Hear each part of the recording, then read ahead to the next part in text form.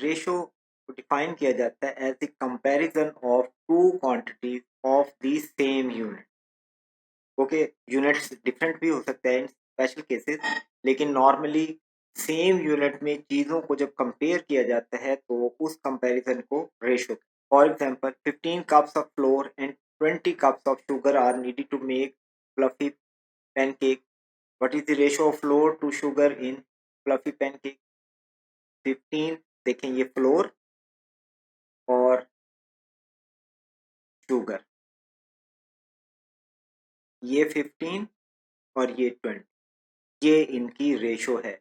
अगर इसे सिंप्लीफाई करें, यानी कि ये 5 से दोनों कैंसिल हो रहे हैं, तो सिंप्लीफाई होके 3-4 की रेशो आ जाए।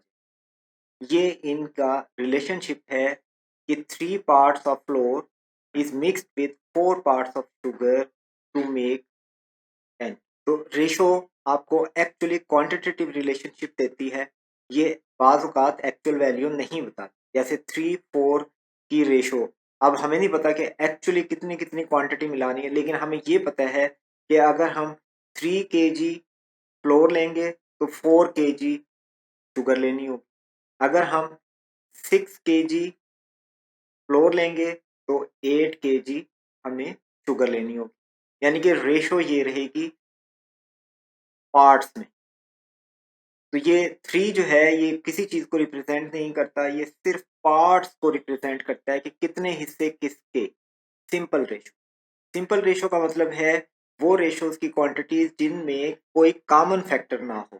फॉर एग्जांपल हम कहते हैं 15:20। अब आप देखें ये सिंपल रेशो नहीं है, क्योंकि ये दोनों नंबर्स 5 से डिवाइड हो सकते हैं। अगर मैं 5 से इसको डिवाइड करूं तो ये 3 और ये 4। अब ये दोनों नंबर 3 और 4 ये फर्दर किसी कॉमन फैक्टर से डिवाइड नहीं हो सकते, तो अब इसे हम कहेंगे कि ये सिंपल रेशो। और नॉर्मली कोशिश की जाती है कि रेशोज को सिंपल फॉर्म में लिखा जाए, और अमूमन जो आपको रेशोज दी भी जाती हैं वो भी सिंपल होती हैं। फिर रेशोज इन फ्रैक्शन, जैसे ये रेशो दी गई है 2/3 एंड 3/4 ये रेशो।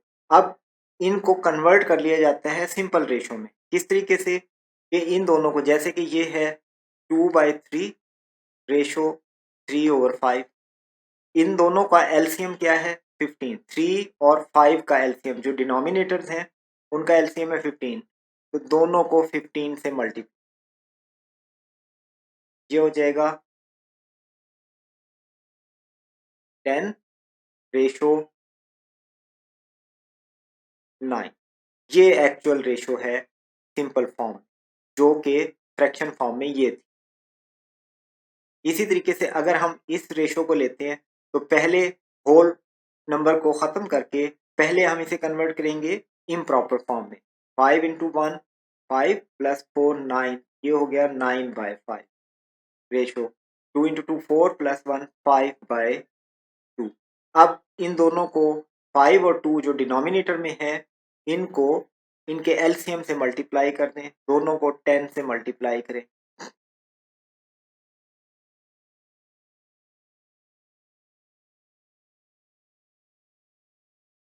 18:25 ये रेशो है इन दोनों fraction. The ratio between A and B is 2/3। What is the simple ratio between A and B? देखें, जब रेशो दी जाए फ्रैक्शन फॉर्म में और सिर्फ एक की बताई जा रही the ratio between A and B, तो हम लिखेंगे ए ओवर बी।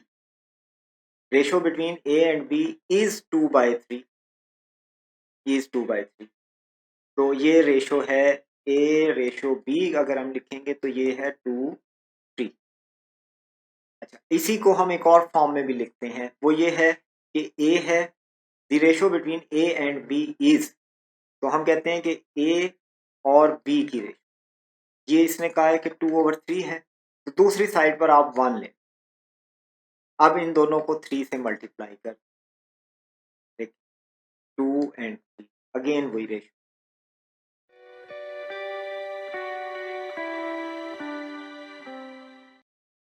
एग्जाम्पल देखते हैं। The ratio of 1 whole 3/4 to 2 whole 1/2 is the ratio of 14 to x।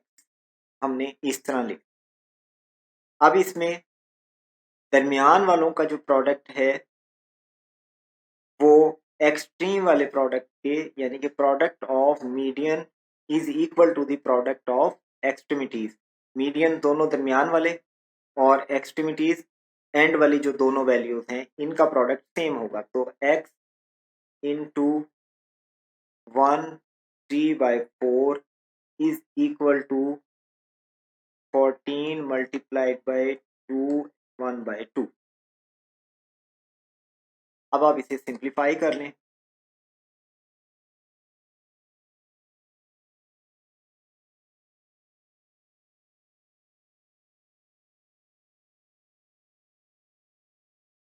x is equal to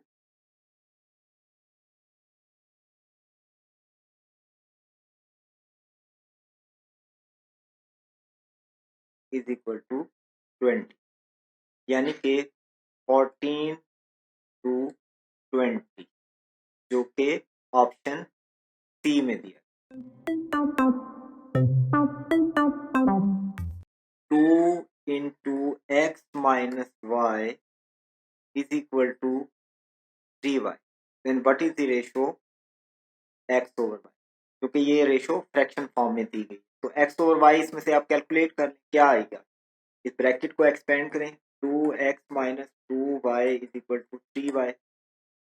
2x अब ये 2y इधर चला गया तो ये प्लस हो जाएगा, ये हो गया 5y। तो x ओवर y, y इसके नीचे आ गया 2 उधर चला गया 5/2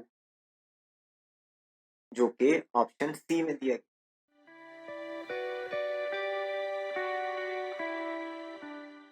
सिंपल रेशो, इसको हम दोबारा से डिटेल में देखें। वो ये कि जब हमें सिंपल रेशो दी जाती है तो एक्चुअल नंबर मिसिंग होते हैं, हमें नहीं पता होते कि एक्चुअल वैल्यू क्या है। मसलन जब हम लिखते हैं 3/4, अब हमें नहीं मालूम कि एक्चुअल नंबर्स क्या हैं जो इनके दरमियान रिलेशन है, ये सिर्फ हमें पार्ट्स बता रहा है, 3 पार्ट्स और 4 पार्ट्स। अगर ये ए और बी की रेशो है तो हमें ये पता है कि ए के 3 पार्ट्स होंगे तो 4 के अगर ए के 3 पार्ट्स होंगे तो बी के 4 पार्ट्स होंगे। हमें इनकी एक्चुअल वैल्यू नहीं पता।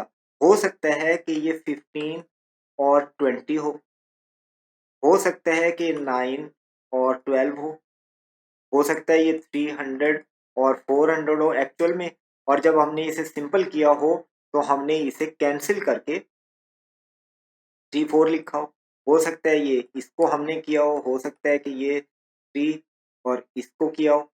तो जब हमें सिंपल रेशो दी जाती है तो एक्चुअल वैल्यूज का मालूम नहीं हो, ये चीज ध्यान में रखनी है, क्योंकि इस प्रॉपर्टी पर भी अक्सर वर्ड प्रॉब्लम बनाए जाते हैं और वो काफ़ी कंफ्यूजिंग हो जाते हैं, क्योंकि जब तक आपको ये कंसेप्ट ना हो कि एक्चुअल वैल्यू और रेशो में फ़र्क है।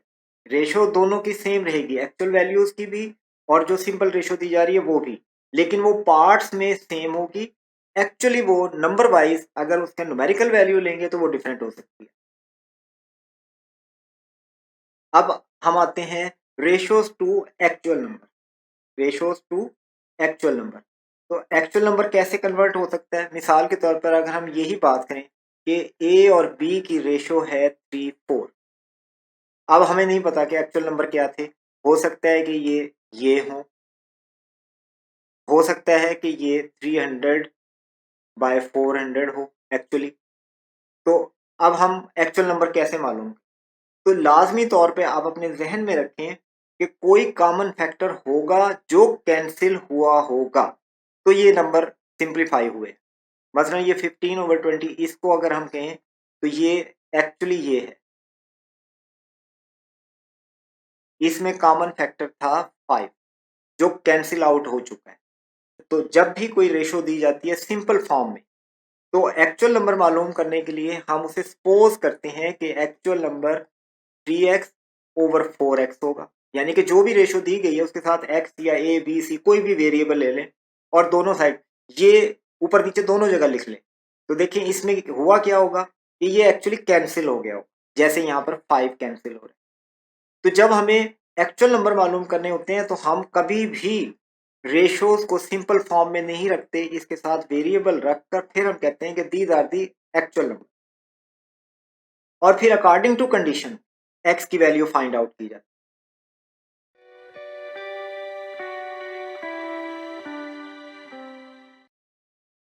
For example, two numbers are in the ratio of 3 and 5। अब हम कहते हैं कि वो नंबर ये होंगे if each number is increase by 10, और हर नंबर अगर 10 बढ़ा दिया जाए। देखें, अब रेशो के अंदर आप 10 ऐड नहीं कर सकते, क्योंकि रेशो तो क्वांटिटेटिव कंपैरिजन है, वो एक्चुअल वैल्यू नहीं है। तो 10 जो हमने ये वाला 10 ऐड करना है दोनों में, वो एक्चुअल वैल्यू में ऐड हो सकता है। तो रेशो उसने दी है 3-5, हमने कहा कि ये रेशो है 3x ओवर 5x। अब ये एक्चुअल नंबर है, अब इसमें आपने 10 ऐड कर जो उसने कहा, तो वो कहता है कि रेशो बिकम 5-7। देखें, अब मैं दोबारा बताता हूं कि रेशो थी 3-5, हमने ये 3-5 ले ली। If each number is increase by 10 the ratio becomes 5-7, the numbers are, हमने एक्चुअल नंबर्स बताने हैं, जबकि रेशो हमें दी गई है। हमने सपोज किया कि x was the common factor जो कैंसिल आउट हुआ। अब ये एक्चुअल नंबर है, उसने कहा इसमें 10 ऐड कर दें, हमने दोनों में 10 और 10 ऐड कर दिया, क्योंकि अब ये एक्चुअल नंबर बन चुके हैं, 3x और 5x एक्चुअल नंबर है। वो कहता है कि जब 10 ऐड कर दें तो रेशो बिकम्स 5-7, ये 5-7। तो वापस इधर आए, अब यहां से हम x की वैल्यू फाइंड आउट करते हैं, क्रॉस मल्टीप्लाई करें, 7 into 3x plus 10 is equal to 5x plus 10, 21x plus 70 is equal to 25x plus 50। ये हो गया 20 is equal to 4x and then x is equal to 20/4 is equal to 5। अब देखें, x की value 5 है, तो 3x किसके equal होगा? x की जगह पे आप 5 रख लें, 15, और 5x किसके इक्वल होगा? 5 इंटू 5, क्योंकि x की वैल्यू 5 है, 25। तो एक्चुअल नंबर कौन कौन से हैं? वो हैं 15 और 25।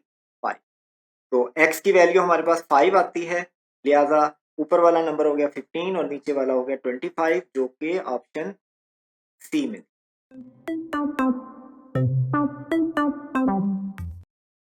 अब इस क्वेश्चन में देखिए, रेशो दी गई है 5-7, two numbers are in the ratio of 5-7। If each number is decrease by 20 the ratio becomes 5-11, the numbers are. देखें, रेशो को अगेन हम लिखते हैं फ्रैक्शन फॉर्म में, और अब इनको एक्चुअल नंबर में कन्वर्ट करें तो x और x ले लें, जो कि कॉमन फैक्टर है, जो कैंसिल आउट होकर 5-7 बना है। अब इसने कहा कि इसमें से अगर 20 डिक्रीज कर दिया जाए ईच नंबर में से, तो -20 और -20, द रेशो बिकम्स 5-11, 5/11। अब आप क्रॉस मल्टीप्लाई करें तो ये हो गया 55x minus 220 is equal to 35x minus 100। ये 35 इधर आकर माइनस हुआ तो ये बच गया 20x, और ये उधर जाकर प्लस हो गया और 100 माइनस होगा तो 120। x is equal to 6। अब देखें, x की वैल्यू आ गई आपके पास 6, और पहला नंबर क्या होगा? पहला नंबर है 5x, तो 5 इंटू 6 30। दूसरा नंबर क्या है? 7x, 7 into 6 40। पहला नंबर 30, दूसरा नंबर 42, जो कि ऑप्शन डी में।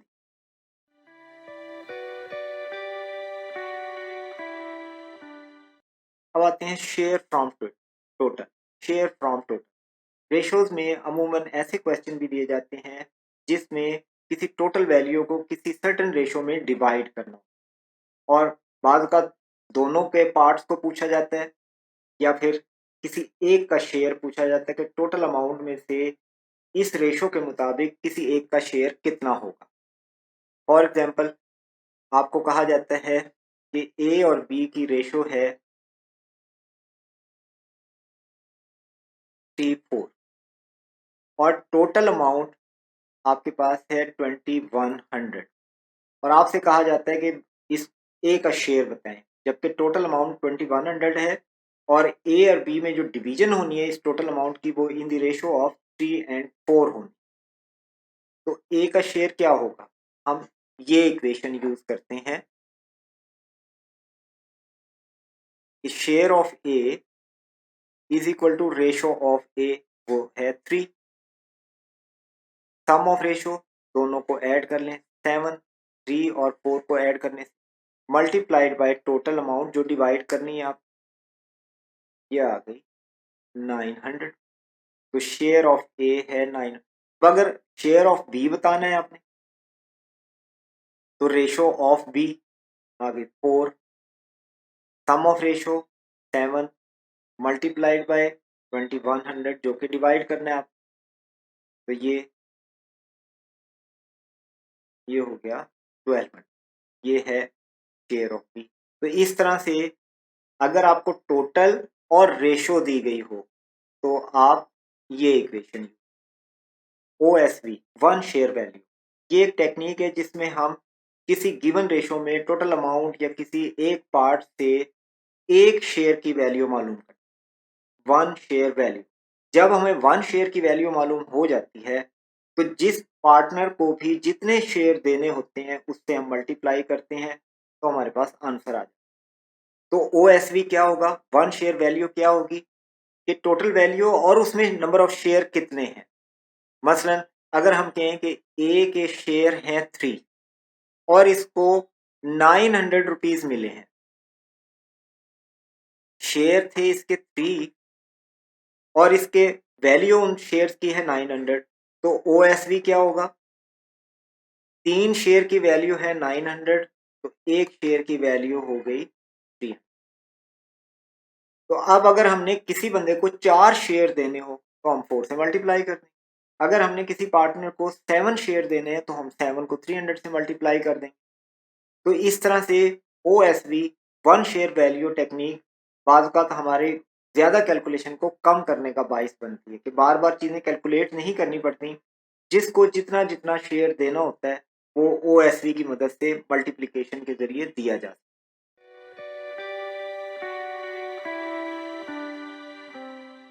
जैसे कि देखें, together there are 754 students and teachers in the meeting. If the ratio of student to teacher is this 27 to 2, how many teachers are there together?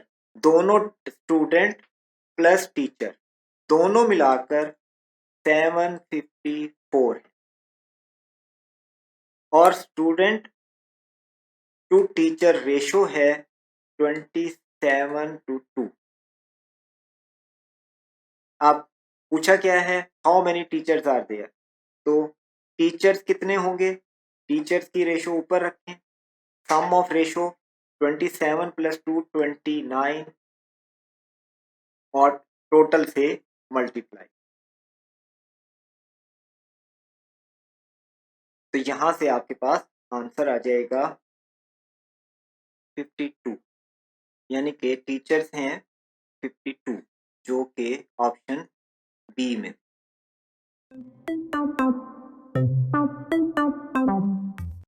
Find the share of A if you are to divide rupees 16,000 to Mr. A and B in the ratio of 3:5।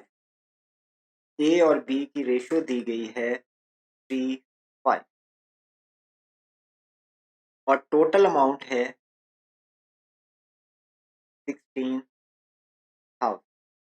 देखिए अब हमने बताना क्या है, share of mister A. तो share of mister A is equal to 3/8 multiplied by 16,000, ये बन गया 6,000 जो कि ऑप्शन ए में।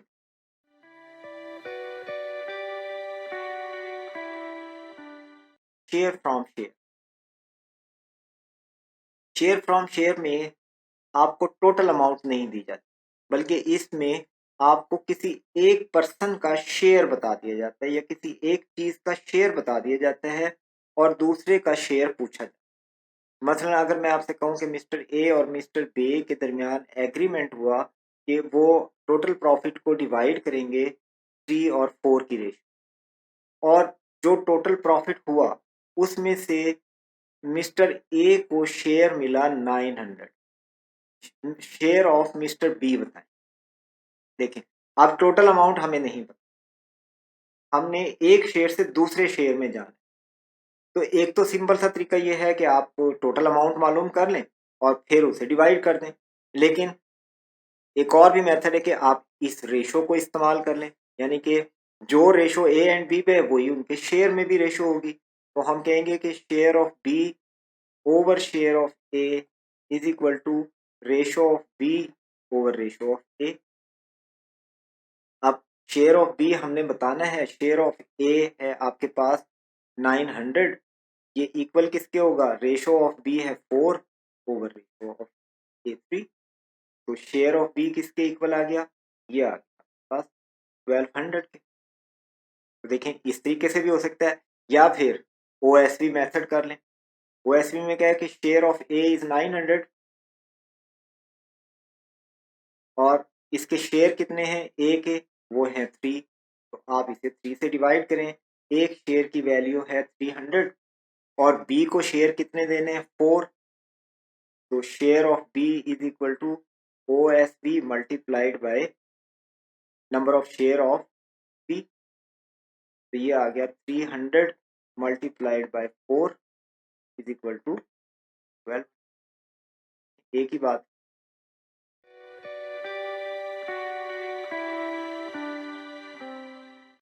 देर are 9 kilometre for each 5 mile, यानी कि आप देखें रेशो क्या है, किलोमीटर टू माइल। 9 किलोमीटर हो तो 5 माइल्स पर। अब वो कहते हैं 450 किलोमीटर हो तो how many mile did he travel.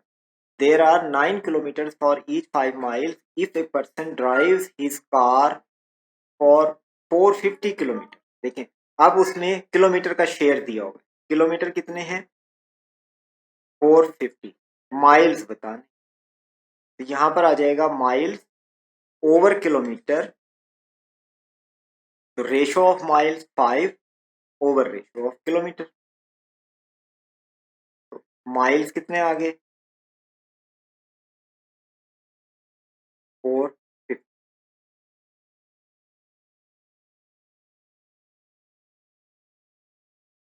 ये आ गया 250 माइल, जो के ऑप्शन बी में थी।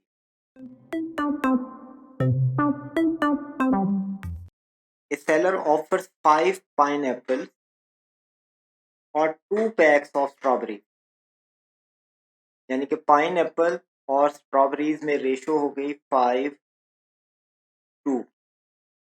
Catherine has enough money to buy 8 pack of strawberries, 8 pack purchase कर सकती है, इसके अगेंस्ट पाइन एप्पल्स कितने मिलेंगे। तो वही चीज, पाइन एप्पल हमने बताना P over strawberries 8 is equal to इन्हीं की रेशो 5/2। तो पाइन एप्पल होंगे 5/2 multiplied by 8 is equal to 20, जो के ऑप्शन ए में।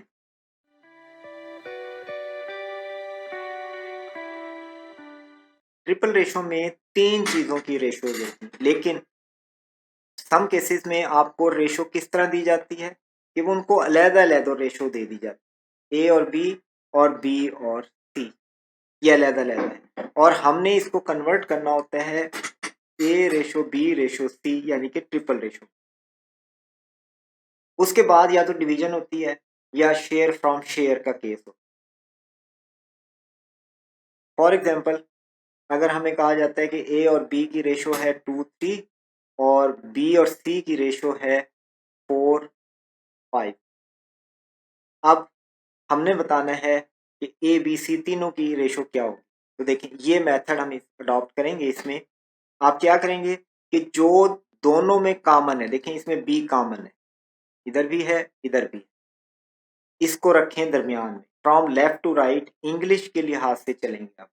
ABC, ए और बी की रेशो आ गई 2-3, फिर इसके नीचे 4 और 5, ये रेशो आ गई। अब आप इसको इससे मल्टीप्लाई करेंगे, ये आ गया 15, इसको इससे मल्टीप्लाई करेंगे, ये आ गया 12, और इसको इससे मल्टीप्लाई करेंगे, ये है 8। तो ये तीनों की रेशो आ गई जो कि ट्रिपल है। अब अगर आपसे कहा जाता कि टोटल अमाउंट है 7000 और आप शेयर ऑफ बी बताएं, तो देखिए हम क्या करेंगे, share of B is equal to ratio of B 12 over sum of ratio multiplied by total amount जो डिवाइड करनी, ये आ गया 2400 शेयर ऑफ बी। इसी तरीके से शेयर ऑफ ए या शेयर ऑफ सी भी मालूम किया जा सकता है।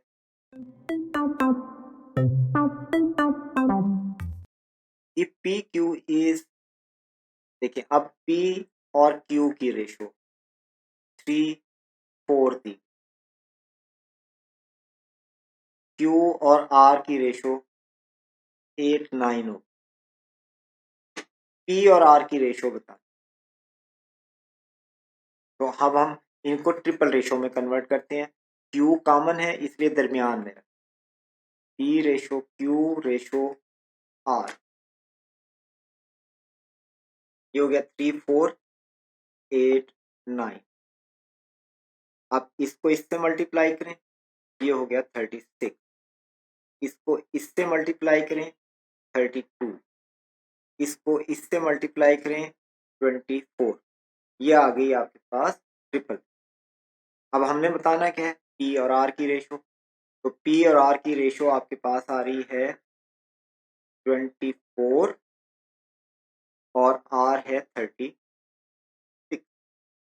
अब इसमें कॉमन फैक्टर 12 है, तो 12 से दोनों को डिवाइड कर दें, 2 और 3, ये पी और आर की रेशो है जो कि ऑप्शन सी में।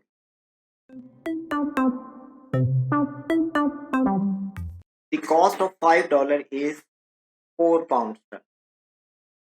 डॉलर 5 हो तो पाउंड स्टर्लिंग के साथ इसकी रेशो है 4, and cost of 7 pound sterling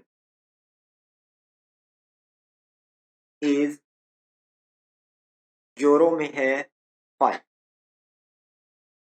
$14 के कितने यूरोस परचेज किए जा सकते, यानी कि अब डॉलर की वैल्यू हमारे पास है 1400 और यूरो हमने बताने, तो पहले हम ट्रिपल रेशो में कन्वर्ट करते हैं। कॉमन है पाउंड स्टर्लिंग दरमियान में रखेंगे, dollar to pound sterling to euro, 5475, ये आ गया 20, 28, 35। ये ट्रिपल रेशो है, इसमें डॉलर टू रेशो यूरो है 35-20, तो डॉलर और यूरो की रेशो है 35-20, यानी कि 7 5 से डिवाइड करके 7 4। अब हमने बताना है यूरो, यूरो को ऊपर रखें, डॉलर नीचे, ये is equal to ratio of euro है आपके पास 4 और डॉलर की रेशो है 7, यूरोज आ गए 8 जो कि ऑप्शन सी में।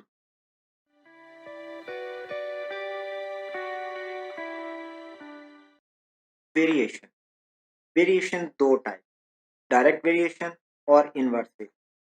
डायरेक्ट वेरिएशन क्या है कि दुनिया की जितनी भी चीज़ें हैं वो आपस में किसी ना किसी तरीके से इंटरलिंक होती हैं, कनेक्ट होती हैं, कि अगर एक में चेंज आएगी तो उसका इम्पैक्ट दूसरी चीज़ पर भी होगा।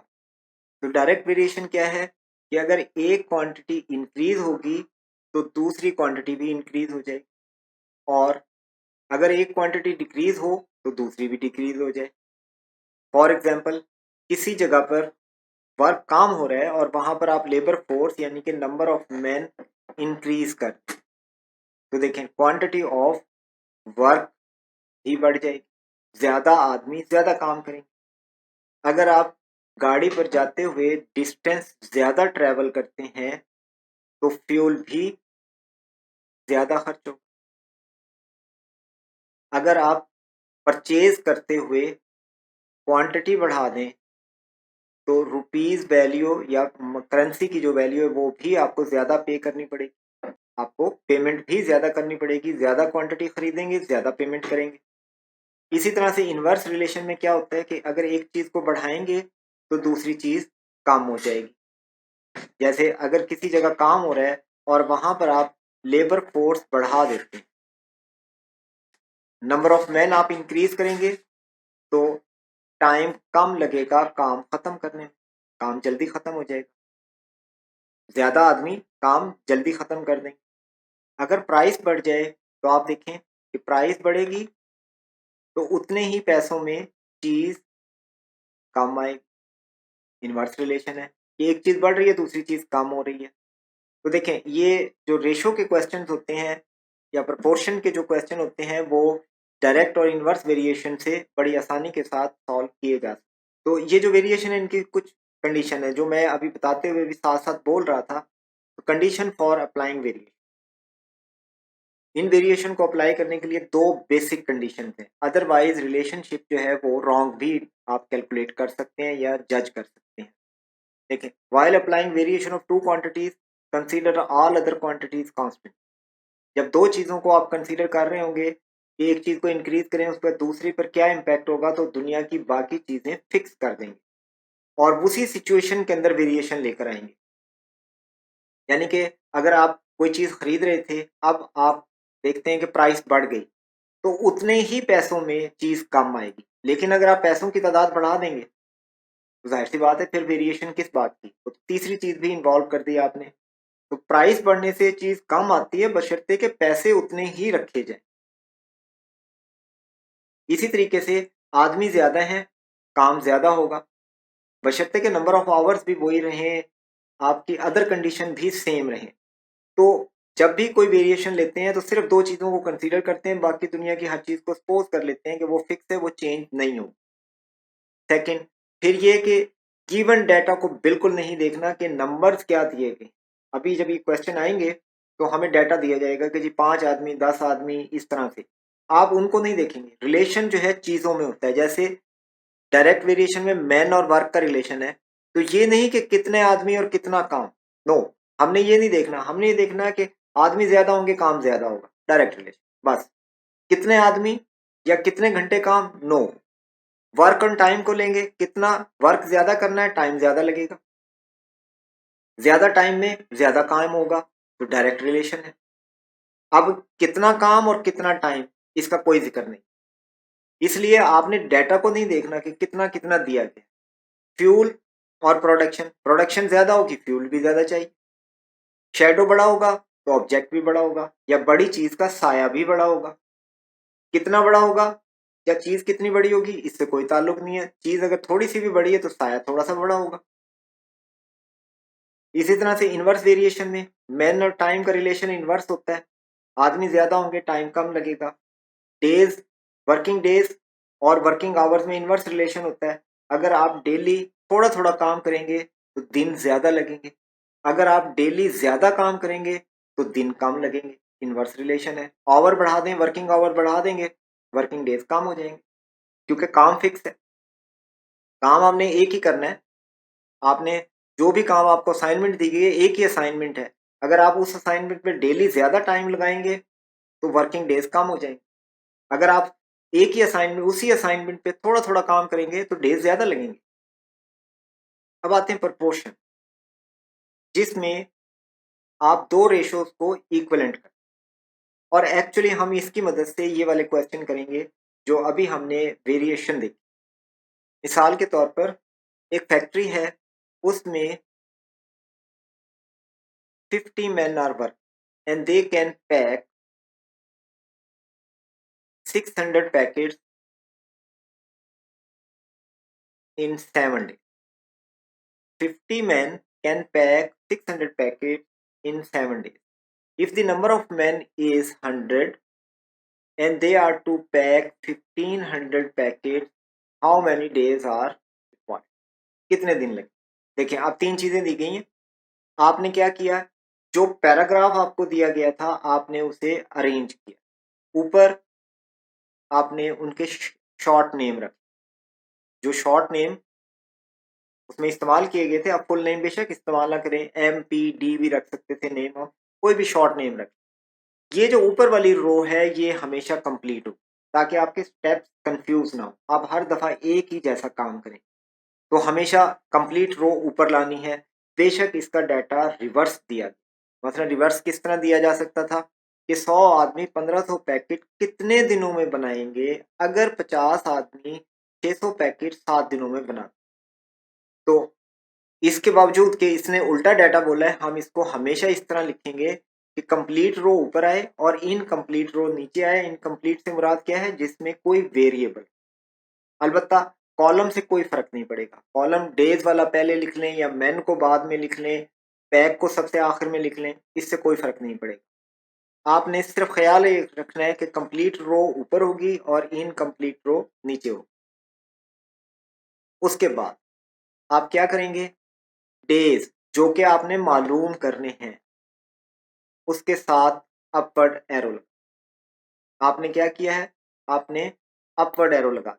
किसके साथ, जो कॉलम की क्वांटिटी मालूम करनी थी, इसमें एक्स मौजूद है, इस कॉलम की क्वांटिटी मालूम करनी है, तो उसके साथ हमने अपवर्ड एरो लगा दिया। और याद रखें कि सिंगल एरो कोई रिलेशन शो नहीं करता। रिलेशन दो चीजों में होता है, दो से ज्यादा चीजों में हो सकता है। हमारे यहाँ हम दो चीजों में लेते हैं इसको, लेकिन सिंगल एरो कोई रिलेशनशिप नहीं, जब तक कि दूसरी क्वांटिटी के साथ इसका रिलेशन नहीं हो। अब हम जो चीज मालूम करनी है वो है डेज, उसके साथ अपवर्ड एरो लगाया और इसी का रिलेशन बाकी सबके साथ लें। अब डेज और पैक का रिलेशन, डेज और पैक का रिलेशन क्या है, आपने देखे, मैंने कहा था कि आपने डाटा नहीं दे, बाकी चीजें फिक्स, तो मैन फिक्स है। दो कंडीशन थी इसकी जो हमने अभी देखी थी कि कंडीशन क्या है कि आपने बाकी दुनिया की चीजें फिक्स कर देनी है जब दो चीजों का रिलेशन ले। तो अब हम पैक और डेज का जब रिलेशन लेंगे तो मैन चेंज नहीं हो। नंबर 2, हमने डाटा नहीं देखना कि 600 1500 नथिंग, इसको बिल्कुल मत देखें। आप एक साइड पर आ जाए, आप इधर रखें पैक और डेज। आप सोचें कि अगर पैकेट ज्यादा बनाने हो तो ज्यादा दिन लगेंगे। रिलेशन क्या हुआ, डायरेक्ट। डायरेक्ट रिलेशन के लिए दोनों एरो एक ही तरफ होने चाहिए, तो डेज अप है तो पैक भी अप है। ये डायरेक्ट रिलेशन है। देखें, हमने नंबर नहीं देखे, हमने जनरल होकर सोचा है कि ज्यादा पैकेट के लिए ज्यादा दिन, इसका मतलब है डायरेक्ट रिलेशन। उसके बाद इसी का रिलेशन इसके साथ, डेज और मैन का रिलेशन, अगेन आप एक साइड पर रख लें, क्योंकि अब पैकेट फिक्स है, डेज और मैन की बात हो रही। तो मैन और डेज, अगर ज्यादा आदमी होंगे तो काम जल्दी हो जाएगा, दिन कम होंगे। इनवर्स रिलेशन है। इनवर्स रिलेशन के लिए एरो अल्टरनेट होते हैं। ये डेज अप है तो मैन को डाउन कर दें, इनवर्स रिलेशन हो गया। अब आपने रिलेशन के एरो लगा दी। अब आप क्या करें, इनकी टेल्स को, जो एरोज आपने लगाए हैं इनकी टेल्स को सर्कल में कर। देन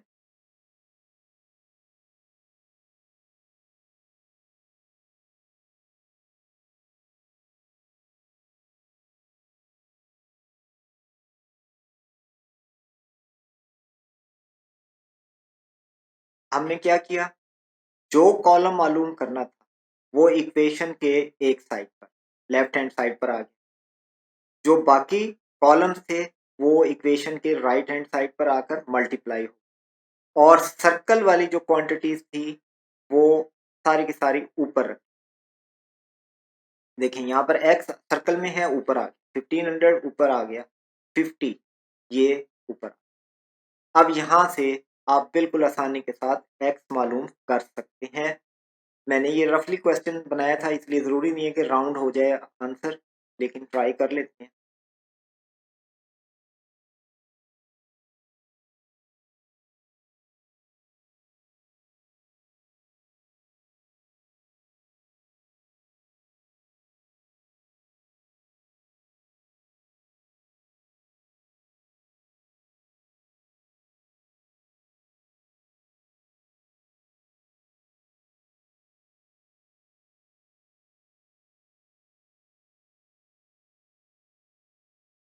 जी, ये आंसर आ गया, क्योंकि ये आपको मैंने रफ डाटा के साथ बनाया था, इसलिए फ्रैक्शन में answer uh.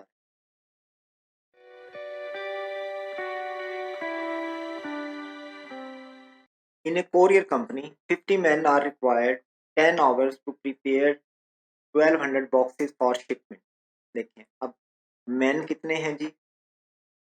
50, working hours 10, boxes 1200. Once the company received a order of 3200 boxes, 3200 boxes, assigned 40 men, कितने घंटे लगे? ये क्वेश्चन।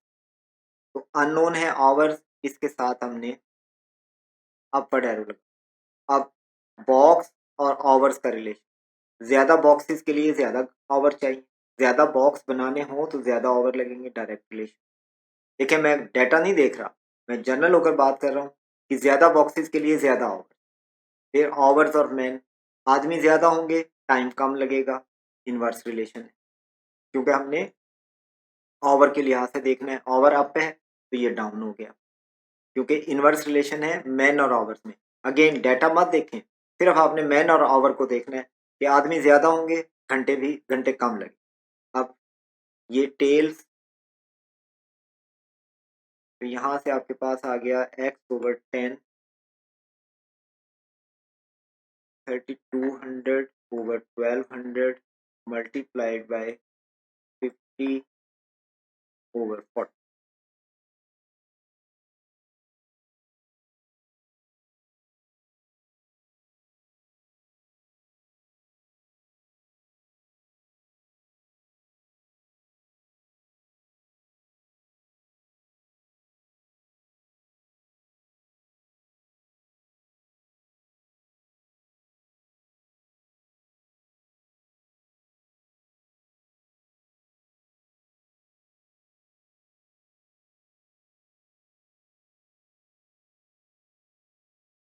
तो ये आ गया 100/3, जो कि इक्वल है 33 1/3 आवर।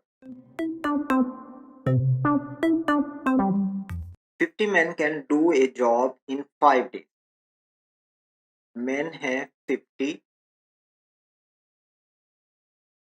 days हैं 5। how many men are required to do the job in 2 days? अब men और days का इनवर्स रिलेशन, ये आ गया x/50 इज इक्वल टू 5/2, तो x इज इक्वल टू 125, जो कि ऑप्शन बी में।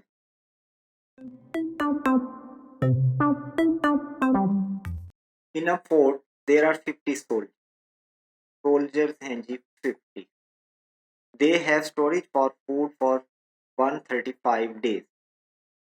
डेज आ गए 135। If each soldier is given 2 bread daily, bread daily 2 bread। 5 soldier left the fort in the start, यानी कि 45 से क्वेश्चन ने होना है। For how many days, days आ गया X. If each soldier is given 3 bread daily, ये आपको डाटा दिया। अगेन अननोन के साथ अपर एरो। अब डेज और ब्रेड में रिलेशन देखें। अब आपके पास सिचुएशन क्या है कि आपके पास एक स्टोर है, जिसमें ब्रेड्स मौजूद। अब अगर डेली ब्रेड ज़्यादा खाई जाएंगी, यानी कि हर बंदा रोज़ाना ज़्यादा खाएगा, तो स्टोर जल्दी ख़त्म हो जाएगा। स्टोर में फिक्स क्वांटिटी है ब्रेड्स की, जिसमें से आप अगर हर पर्सन डेली ज़्यादा खाएगा तो कम दिनों में चीज़ ख़त्म हो जाएगी, यानी कि ये इनवर्स रिलेशन है। फिर डेज और सोल्जर, अगर सोल्जर ज़्यादा होंगे तो स्टोर जल्दी ख़त्म हो जाएगा, जल्दी खाई जाएगी चीज़, ये भी इनवर्स रिलेशन।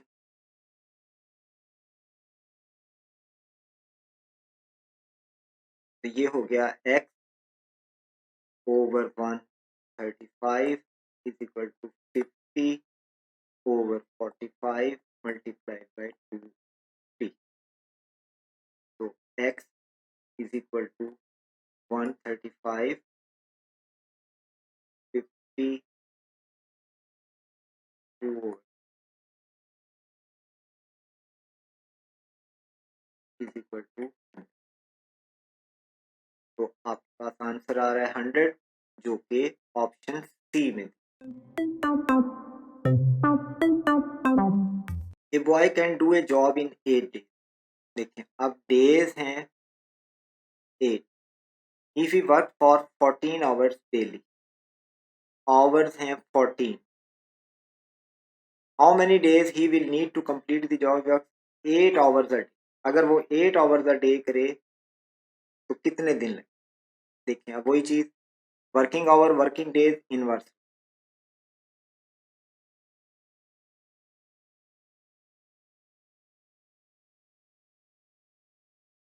तो x की वैल्यू आती है 14, जो कि ऑप्शन ए में।